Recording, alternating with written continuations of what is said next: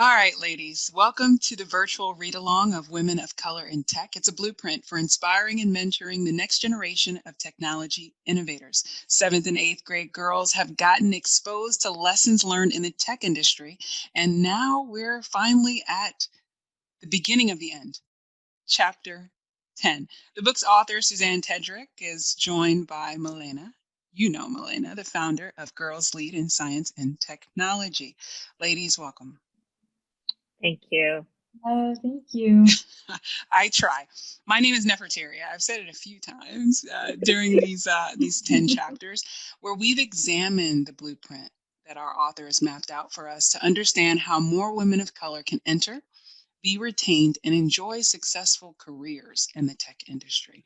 But like all good things, it has to come to an end. So, Susanne, chapter 10, entitled The Importance and Joy of Giving Back. What do you want our readers to think about as they read this chapter? I'd really like for them to think about ways to employ volunteerism and community service in their day-to-day. I know that in an earlier chapter we touched on volunteerism a little bit in terms of a means for you to develop skills further or to learn new things. But as it specifically relates to women of color in the technology industry, it is so important for us to have that visibility. I am a firm believer that younger people will know that they can achieve, certain careers or certain milestones if they see people who look like them, if they know that there are people who have gone through shared experiences with them and are there to help them. And so volunteerism and community service is a way to really demonstrate that, to give back, to strengthen the pipeline, and to really give hope to the next generation of technology leaders. You can't be what you can't see, is what they say, Exactly. right? Exactly. In this chapter, I love that you position time as a resource. I don't think a lot of people recognize that, and that we all have 24 hours in a day, and everything doesn't have to have a dollar amount of compensation associated with it, that there is a return on the time that you invest in others. And we're all doing that, right? With GLIST, Melina, you've done that for how many years now? I think we're on. She's aging herself. She's dating herself. This academic school year was starting our 7th year, so we've completed 6. And yeah, I think in reading this chapter, it really was so heartwarming, because I think in reading a lot of your experiences, Ms. Tedrick, in volunteerism, how it made you feel, how it impacted the people that you were helping and volunteering for. It just all shows both, emotionally, but also, in the realm of impact, how significant it all is. And especially with what you had said before in building role models. And we can't build role models and have representation and, kind of relatability without volunteering. And it actually made me think, when I was reading the beginning of the chapter about the importance of building role models. I know, and I'm so lucky to be able to speak every week with the both of you, who are obviously incredible role models, not just for technology, but for what it means to be leaders. And it made me think, who were and still are your role models. I remembered in chapter 9, our guest speaker, Ms. Williams, had kind of coined the term, what you're doing for little Neferteri. And I wonder, who did little Neferteri look up to? Who did little Susanne look up to? And who do you still look up to? Want to take that, Susanne? And then little Neferteri will go next. Oh wow. Little Suzanne and even older Suzanne. Without a doubt, my mother is definitely a role model for me. Even though she's not physically present, she is with me all the time and is true model of perseverance and strength through even the most difficult times. So without question. My dad as well. He is the person that, helped the spark of technology in me, and to this day always inspires me to, reach into myself and, embrace my creativity, embrace my gifts, embrace who I am, and share that with the world. So no question that, my parents are definitely up there. In terms of now, you two by far. I mean, the it's I and I if this sounds like, flattery, it's going to sound like flattery, but I really admire the both of you. When you reached out to me, to do this, I never would have thought to have imagined the type of love that you put into this each week, the effort that you put into educating the girls and educating others, and really trying to help people to be successful regardless of where they are in their careers, whether they're in school, whether they're contemplating a career change. You two are fantastic, and I definitely wanted that to be on record for that.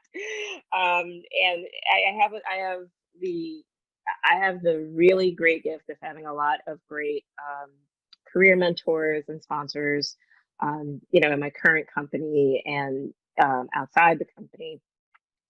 So there's no shortage of inspiration for me and people who really help me to be not only a better technologist, a better leader, but a better person. That's amazing. And thank you. I'm sure Melina feels the same way. I have a different way, although you did steal some of my thunder with mom and dad. I'll go back to that in a second. I have a way of determining how and who I model, and it is situational. If I were to look for someone to connect with to influence young ladies who are preparing themselves for careers in technology, I would look for Melina. If I wanted to tap into someone who is a role model for mapping out a blueprint for, you see where I'm going here? Mapping out a blueprint for bringing women of color into technology, I would find a Susanne. I feel with myself that I am building a masterpiece, and I encourage others to do the same. You're not going to find one person that embodies everything that you need to model. You're not going to find one person who is everything that you want to be. What's going to happen is you're going to see them in a light that appears as though they are everything that you want to be. But as you get closer to them, or as you look at them long enough, as they start to pivot and turn in that light, you start to see sides of them that's like, no, I do not want to be that. And then when you do that, when you put someone so high on a pedestal, you kind of discredit yourself in the value that you have, the experience you have, the skill that you have, the expertise that you may have in an area that you can reciprocate to them, modeling where they can see things about you that maybe they want to improve about themselves. And I learned that from my parents when I got old enough to see that they weren't perfect, that there were flaws there, but I still love them. So my mother, very strong woman. My father, very strong man. Both of them military. My mother actually is about to retire 22 years in postal service after a 22-year career in the military. I do not want to work that long or that hard, but the resilience, the commitment, the work ethic, right? My father was an infantryman, and he retired from the military and then became a tennis instructor, doing something he loves and that he's skilled at. But my father was the one that put me in front of a computer, Macintosh, and then an Apple II. GS were my first computer. So behind the scene, GLIST girls, we've had a lot of conversations that include things like dial-up, and it dates us a bit. It tells it tells how long we've been doing this computing thing, but it also runs in cycles. So I find that young people definitely traditionally will see opportunities to be mentored by those that have more seasoned experience, but there's also the opportunity for young people to model for those that are seasoned. And a great example of that, don't want to be so long-winded, but great example of that is that you have children that are teaching their grandparents about technology right now. The same grandparents that were well into adulthood when the internet became commercially accessible. And these young people are like, no, grandma, this is not how you do it. This is how you do it. So you have someone that was just a couple years beyond learning to read, that is teaching someone that are beyond their years how to do a thing. So all of that to say that you will find a little bit of yourself in everyone, and you will find a little bit of the self that you would like to see for you in everyone as well. What I really liked about what you said is that you really do turn other people into role models, and so many other people. And I think that's also, over the years, that's what GLIST, almost subconsciously, but not really thinking about it introspectively, has been trying to do as well, taking role models to then turn the people that they're role modeling into role models. And what I mean by that is, and as you had coined it, the near peer mentorship, and how when earlier in this conversation, Ms. Tedrick, when you emphasized the importance of volunteering, and at any stage or at any point, in whether you're in grade school or well off in your career, is that it really can happen at any age. And in GLIST, as part of being a member of GLIST, you can become a coding instructor or a mentor, almost, even after within a year or two of being the mentee, so to speak. And I think that has the two-sided benefits that we also see in this chapter. On one end, you are the role model to the person that you're teaching, and you're teaching someone who is either just a few years younger than you, or might even be your exact same age, but has just a different amount of coding experience. And so to them, you're both a role model and you're a friend. It doesn't feel like they're being taught by a teacher who's almost like a grandparent or a different generation. And then on the other end, more speaking for personal benefits, you're also securing and locking in your own skills.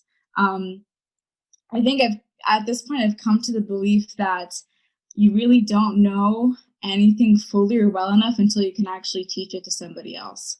And so I think the cycle and power that comes in both valuing the aspect of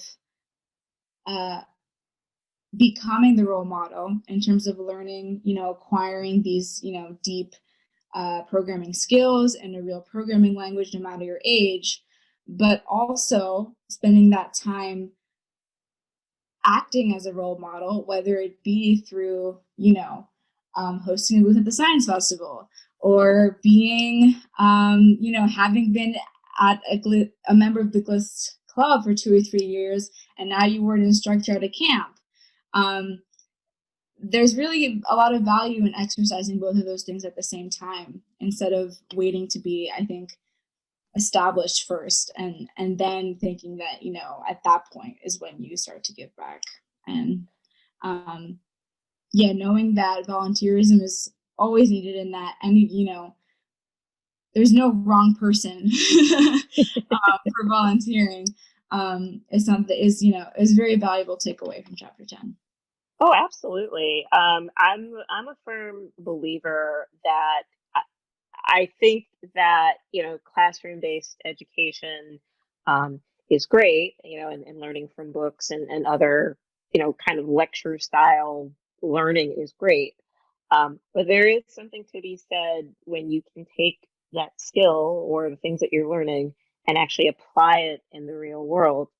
And, when you're especially earlier on, where you're trying to get that experience and you're trying to document to people that I am on this trajectory, for something great, volunteerism offers that opportunity for you to do that, and really solidify the skills that are going to be important. And I think the point that you made about, being the leader and the mentor to someone who perhaps is like a year behind you or just went through a recent program.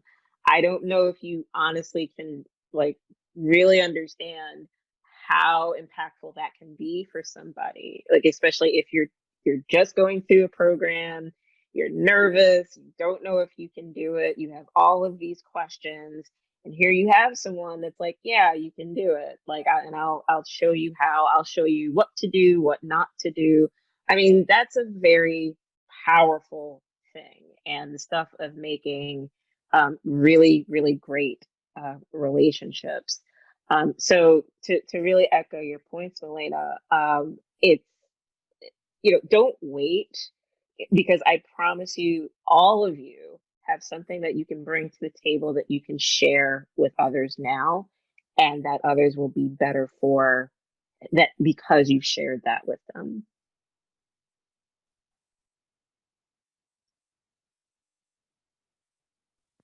Yes, I was on mute. So normally we do a long form video and a short form video, but I think just one video this week will do. In reading chapter 10, Melina, is there anything additional that you want the readers, the GLIST girls, to take away before Susanne has an opportunity to do so? Sure, yes. Might as well, take this opportunity. Um, I think, yeah, it is so moving to see. And I think for, a lot of our current members or campers, it's early on, so you may not see this yet. But seeing the power of the volunteerism and mentorship also being reciprocated to you, I think was probably personally something that I had never expected. I'm going to reference one more thing from chapter 10 and say that I loved that you included like a screenshot of a text conversation you had with one of your mentees. When I read it, it was so heartwarming, and it did remind me of again, as a role model, you're learning from the people that you are role modeling to, or as a mentor or an instructor, or however you're identifying yourself. And I think when I had first created GLIST, it was meant to be a space for other girls to lean on, and to feel comfortable in. And then once I had kind of graduated middle school, and I was put in situations, in kind of in the technical field, and being in my robotics team where it was less comfortable, GLIST had become something that I could lean on, and remembering that there was this whole other room full of girls like me who were interested in this, kind of in my middle school. So even though I was like the only one in that room, there was this other room in a different place that was still so close. And knowing that there are so many other rooms like that, and even though you're not in it at that time or currently, knowing that you've been through that and that there is still that community there for you. I think that was something that over the years it's another thing you kind of learn from volunteering. And it just combines just so many of the other themes that we kind of gained from the book, and of mentorship and of networking. All of these things are interconnected in some way, and I think they just rely on what you do with people and the people around you. So those are my final 2 cents. And the great feeling that I have of being heartwarmed, it also has just come from being able to talk to the both of you and our guest speaker each week. I mean, I think in the time that we've had these conversations, obviously so much has happened externally, and we've all had our very strange days. But I have to say that after every discussion, it's just, I don't know, whatever negative or discomfort, it kind of goes away. And so it's wonderful to have been a part of this. And I hope our readers feel the same way too.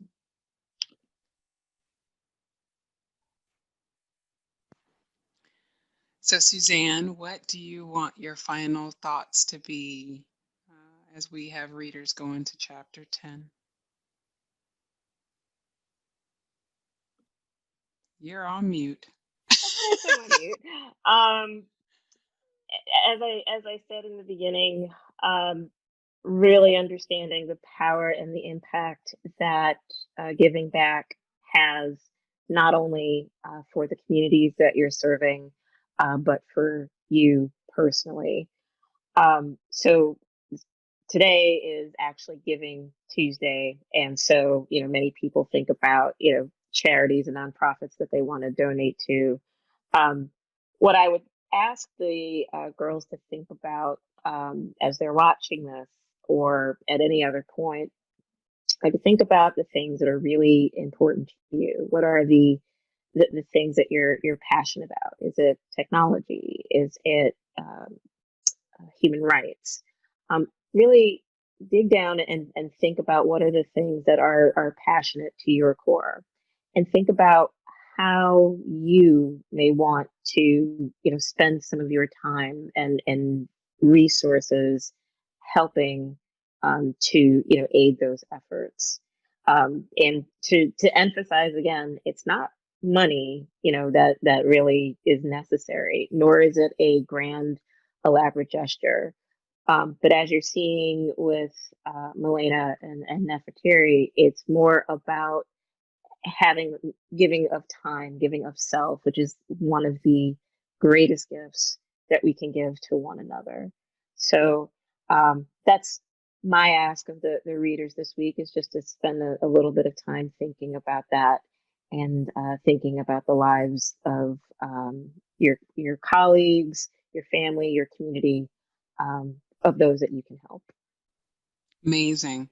So as always, Susanne, Melina, thank you. GLIST girls, thanks for joining us. We hope you enjoy this week's reading of Women of Color in Tech. It's a blueprint for inspiring and mentoring the next generation of technology innovators. 7th and 8th grade girls are getting exposed, and we hope that their parents are getting exposed as well. And we invite you to join us December 10th, 4 p.m. at Venture Cafe in Philadelphia. Enjoy chapter 10.